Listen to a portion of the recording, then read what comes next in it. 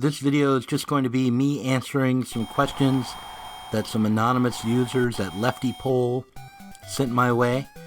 They sent me many more questions than the ones I'm answering, but I've selected the ones I felt I could handle and that I had time for. And while I answer these questions, you can watch me play Punch-Out!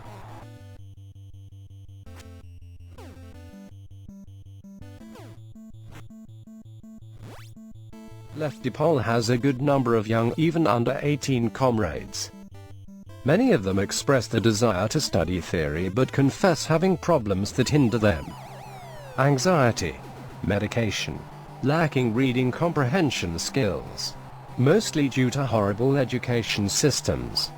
Lacking the social support, reading isn't cool, and you miss out on social life, being overwhelmed and drained by the sensuous overload of late capitalism, and so on.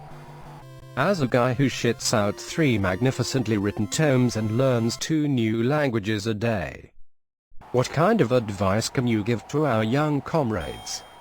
First off, that feeling you have now that you're nothing and you should be everything, that strange feeling you have of being both forever young and already ancient, that struggle to both avoid adulthood and become somebody important, well, that never goes away, but only changes key as you get older.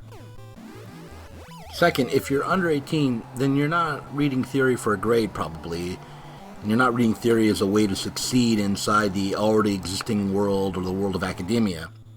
So don't sweat it when you stumble over stuff. Maybe read a book you're interested in with a friend. Maybe start a reading group, or start a YouTube channel or podcast with a friend and discuss what you've read. You might interview people who claim to already know the material. Crowdsource this thing. The whole world is at your fingertips. But don't just rely on arguing on 8chan or Twitter. Also, what you don't have to do is look for an already established right answer. But what does help is if you get acquainted with sort of the precursors to left theory before you dive in on the leftist stuff. I recall going to a community college library in the summer of maybe 1990 when I was 19 and spending the afternoon trying to read Derrida. It was impossible. All I got was a sense that Derrida was a whole lot smarter than I was, and that the world of academia was for grown-ups who lived in Europe or New York City, and it wasn't for a kid who'd grown up watching The Muppets and Happy Days like I had. So what I recommend is allowing yourself to start with something like Donald Palmer's Does a Center Hold? And just don't be ashamed of getting those philosophy comic books either. And then when you're ready to read Capital, be prepared to be bored. Drink coffee, go slow, and really find a friend to read with. Is it a problem that Marxism seems to have receded into academia and cultural critique? To what degree was this trend already present in the Second and Third Internationals and the idea of the proletariat as an identity that workers must identify with in order to organize? Or is this organizing of workers counterintuitive, as the goal of communism is the abolition of this class of workers altogether? Basically, how do you feel about the Frankfurt School, Althusser, and the legacy of academic Marxism that seems predisposed towards identity-based conceptions of class? And how do you feel about the similar political activist wing of Marxism? And do you feel they too tend to view class too much as an identity? This isn't one question, but a whole bunch of questions. So overall, I agree with Moïse Postone, who critiques traditional Marxism as conceiving of the struggle against capitalism in terms of seeking political power for the working class rather than in terms of overcoming capitalist relations and commodity production.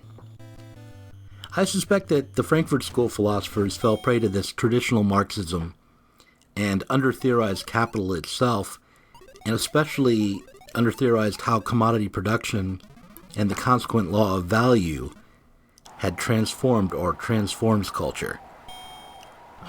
Perhaps this all comes from Lukács, who framed the problem of overcoming capitalism as a problem of establishing a working class consciousness, rather than as establishing a new material basis and practice for production. Moich Bastone claims that the origin of the difficulty can be found in Engels' writings. That might be true. As a wannabe Marxist, I'm not exactly sure, but I do think that political struggle, while necessary, won't be sufficient. I don't think changing property relations alone will solve the problem either. We'll have to overcome commodity production if we want to get beyond capitalism. What's your opinion about Zizek's proposed bureaucratic socialism? And will you invite him to do another interview after his Lenin 2017 drops? I think Zizek is brilliant when it comes to Hegel and Lacan, and pretty bad when it comes to Marx and political prescriptions. Whatever institutional powers come along, or that we manage to form in order to mitigate or control the various global crises that we're facing, they'll all be limited by capital unless we overturn capitalist production and stop relying on the exploitation of labor and its attendant value to dictate what's produced and how it's distributed. That said, Zizek's arguments are probably meant rhetorically. What he's pointing out is how deficient the center-left really is, how empty their kind of moralistic positions are. Everyone wants to avoid big collective projects because these might impose limits on people's personal ambitions or their expression. Everybody wants to be a revolutionary without having to have that revolution. And really, I'm no different, I guess, but by pointing out the need of international planning, the need for international planning and mass action, Zizek gets a little closer than most other liberals at naming the scale of our difficulty, even if his stance towards capitalist production is itself mostly reformist. Thoughts on the concept of left accelerationism and accelerationism in general? I think right-wing accelerationism is a fairly empty concept. It strikes me as less interesting than Alvin Toffler's Future Shock, a book that was published when Nick Land was 8. Flight number 341 will be arriving at gate 7. In the course of my work, which takes me to just about every corner of the globe, I see many aspects of a phenomenon which I'm just beginning to understand. Our modern technology has achieved a degree of sophistication beyond our wildest dreams, but this technology has exacted a pretty heavy price. We live in an age of anxiety, a time of stress, and with all our sophistication, we are in fact the victims of our own technological strength. We are the victims of shock, of future shock. At least Alvin Toffler's book amounts to a list of observations about real technological developments and some of the consequences of those changes or those technologies, social consequences of them. Nick Land's accelerationism just aims at evoking some of the feelings you get from reading theory without expurgating the actual theories or pinning down any real understanding. For instance, in his quick and dirty introduction to accelerationism, Land writes, "Commercialization and industrialization mutually excite each other in a runaway process from which modernity draws its gradient. Karl Marx and Friedrich Nietzsche were among those to capture important aspects of the trend. As the circuit is incrementally closed or intensified, it exhibits ever greater autonomy or automation." Land treats Marx and Nietzsche like they're pop stars, working in the same subgenre, rather than like two theorists on different sides of a battle over how to understand and reshape the world. He says a lot less than he appears to. On the other hand, a left accelerationist perspective doesn't bother me quite the same way, but I'd say that rather than think in terms of speed, we'd be better off embracing the abstract and quantitative aspects of modern life, if only to repurpose and overcome them. Overall, I think it's important to remember that Marx was in many ways a fan of capitalism. But rather than merely speeding up or intensifying capitalist processes, the radical task is to conceive of a means to get beyond these processes. And I think organizing working class political struggle will have to be a big part of that transformation, or that transcendence, even if gaining political control as a class isn't the ultimate goal.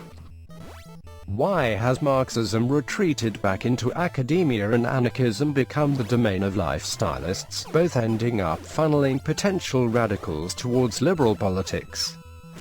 Has this retreat from class struggle's frontlines resulted in a left incapable of communicating with the working masses? Everything that appears in this system has to find some place within this system in order to appear. So making Marx a subject in the university, a subject that one can develop some academic expertise around,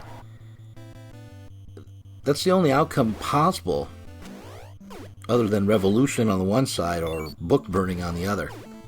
As to communicating with working masses, I think that's something we ask ourselves so we don't have to figure out what we think. I mean, before we worry about whether we can talk to the working man, we should have a better idea of what we want to tell them, or what we believe. And by the way, I consider myself to be part of the working class, so what the fuck. As a wannabe Marxist who is also in the publishing business, how does the free flow of PDFs, including zero books titles, on Leftypol make you feel? I don't have strong feelings about all these PDFs. The whole time I've worked in publishing, they've been out there. This is, going on. People trade PDFs of books that they want to read, especially on the left. I'd prefer it if you check the books out from your local library instead, and if they don't have the books, then ask them to get the books. But, it doesn't matter what I think. Would you have Jodie Dean on your show, and what do you think of her work? What about her peer, Adrian Johnston? I interviewed Jodie Dean a couple times back when I did a podcast called Diet Soap. She had a pretty good critique of lifestylism and localism, but I was disappointed that she wasn't that interested in Marx himself. And it's interesting to me that she seemingly moved from being a critic of the politics of resistance back when Bush was in office into being a big advocate of the resistance now that Trump is in office. But I'd be glad to interview her again. It probably would be a bit more like a debate this time. Adrian Johnston is a friend to Zizek, and I've had him on. I had him on the Diet Soap podcast a few times as well. I think he's pretty good on philosophy. And I'd love to talk to him again. Actually, I should write him. But I wouldn't turn to him so much for advice on politics or revolutionary strategy. It's more for help understanding, especially Badiou, who I'd like to know more about. So anyway, those are my answers to the few questions I chose to take on from Leftypol. Thanks for asking, and I hope you've enjoyed this video.